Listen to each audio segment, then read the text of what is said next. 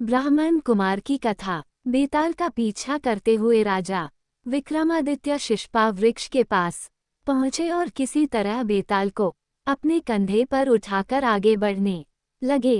पहले की तरह ही बेताल रास्ता बड़ा होने की वजह से राजन को कहानी सुनाने लगता है। बेताल कहता है, सालों पहले की बात है जब उज्जैन नगर में राजा महासेन राज किया करता था। उसी राज्य में एक ब्राह्मण रहता था जिसका नाम वासुदेव था। उसका एक ही बेटा था, गुणकार नाम का। तो वह गुणकार था, लेकिन उसमें कोई गुण नहीं था। वो दिन रात बस जुआ खेलता था। जुए में वह पिता के कमाए सारे पैसे हार जाता। उसकी दो बहन भी थीं, उसे उनका भी ख्याल नहीं था। वो बस दिन रात जुआ खेलने में ही व्यस्त रहता। अपने बेटे का ऐसा हाल देखकर ब्राह्मण बड़ा परेशान हो गया। एक दिन वासुदेव ने सोचा, मैं जो भी कमाता हूँ उसे भी यह जुए में उड़ा देता है। यही सोचकर उसने अपने बेटे गुणकार को घर से निकाल दिया। घर से निकलते ही वह दूसरे राज्य पहुंच गया। वहां वह भूखा प्यासा घूमता रहा। न तो उसे कोई काम मिला और न ही कुछ खाने के लिए। ऐसा होते होते वह एक दिन बेहोश हो गया। पास से ही गुजर रहे एक सिद्ध पुरुष ने उसे देखा तो उसे अपने साथ गुफा में ले आए। होश में आने के बाद योगी ने लड़के से पूछा, क्या खाओगे? ब्राह्मण पुत्र कहता है, आप योगी हैं, आपके पास जो होगा आप वही खिला पाएंगे। मैं जो खाना चाहता हूँ शायद वो आपके पास न हो। इतना सुनते ही योगी ने कहा, तुम बस बताओ तुम्हें क्या खाने की इच्छा है। इतना सुनने के बाद गुणकार ने अपनी इच्छा जाहिर की, जिसे बस अंदर की ओर जाने का इशारा किया। वह जैसे ही अंदर गया तो उसे बड़ा सा महल और दासियां दिखाई दी। सब ने उसकी अच्छे से सेवा की और वह आराम से सो गया। सोकर उठने के बाद उसने सिद्ध पुरुष से दोबारा वही प्रश्न किया। योगी ने कहा, इससे तुम्हें क्या करना है? तुम यहाँ कुछ दिन मेहमान की तरह रहो और व्यवस्था का आनंद उठाओ।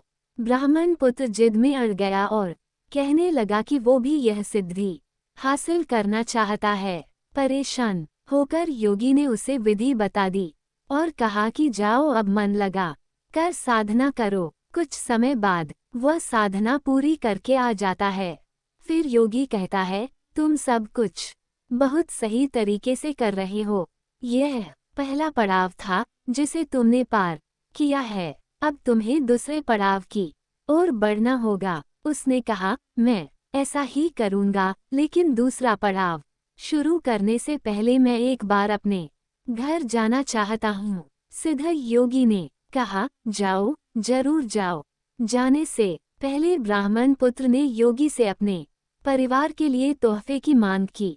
योगी ने अपनी सिद्धि से उसे खूब सारे तोहफे दिए। उसके बाद उसने पैसों की मांग की। सिद्ध पुरुष ने अपनी विद्या के दम पर उसे खूब सारा पैसा भी दिया। उसके बाद उसने अपने लिए अच्छे से कपड़े मांगे। योगी ने उसे वो भी दे दिए। सब कुछ लेकर वह अपने घर पहुंचा तो उसके परिवार के सभी लोग गुणकार को देखकर दंग रह गए। साथ लाए तोहफे और धन को देखकर उसके ब्राह्मण पिता ने पूछा, बेटा कहीं तुमने कोई चोरी तो नहीं की है न? गुणकार ने बड़े गर्व से कहा, पिताजी, मुझे कुछ ऐसा प्राप्त हो गया है जिसकी मदद से मैं अब सबकी हर इच्छा पूरी कर सकता हूँ। उसके पिता ने गुणकार को संभल कर रहने और अहंकार न करने की सलाह दी। कुछ दिन घर में बिताने के बाद गुणकार दोबारा सिद्ध पुरुष के पास लौट गया। वहां लौटकर उसने दोबारा से साधना शुरू की। बड़ी लगन से वह ध्यान करने लगा। समय के साथ साथ ब्राह्मण पुत्र ने दूसरा पड़ाव भी पूरा कर लिया। पड़ाव पूरा होने के बाद वह विद्या हासिल हो गई। योगी के पास जैसे ही वह विद्या हासिल करके पहुंचा तो सिद्ध पुरुष बहुत प्रसन्न हुआ। उसने गुणकार से कहा, तुमने अब विद्या हासिल कर ली है, आज तुम मुझे कुछ भोजन खिलाओ, मुझे भूख लगी है। ये सुनते ही ब्राह्मण पुत्र बेहद खुश हुआ और सिद्धि की मदद से मनचाहा भोजन हासिल करने के लिए मन में मंत्र पढ़ने लगा। काफी देर हो गई लेकिन भोजन सामने नहीं आया। वह बहुत क्रोधित हुआ और चिल्लाने लगा, मेरी विद्या काम क्यों नहीं कर रही है? मैंने भी सिद्धि हासिल की है, उसका फल मुझे क्यों नहीं मिल रहा है? इतनी कहानी सुनाते ही बेताल चुप हो गया और राजा से पूछने लगा, बताओ इतने मन से पूरी विधि करने के बाद भी उसे सिद्धि हासिल क्यों नहीं हो पाई? विक्रमादित्य कहते हैं, बेताल, सबसे पहला कारण तो यह है कि वह विद्या हासिल करने से पहले ही घर चला गया।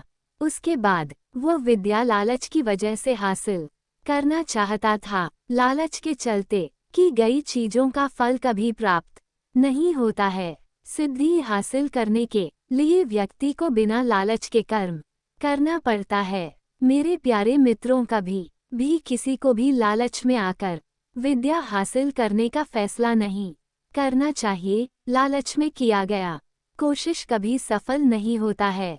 अहंकार में लिया गया ज्ञान जरूरत के समय काम नहीं आता। दोस्तों, अभी हमारा ये विक्रम बेताल का सीरीज चल रहा है। हमारा अगला कंटेंट है अकबर बीरबल के किस्से।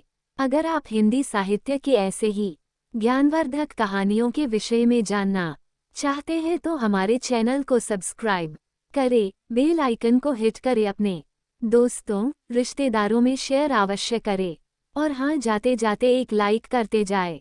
मेरे प्यारे दोस्तों, वीडियो पूरा देखने के लिए आपका आभार, शुक्रिया और बहुत बहुत धन्यवाद।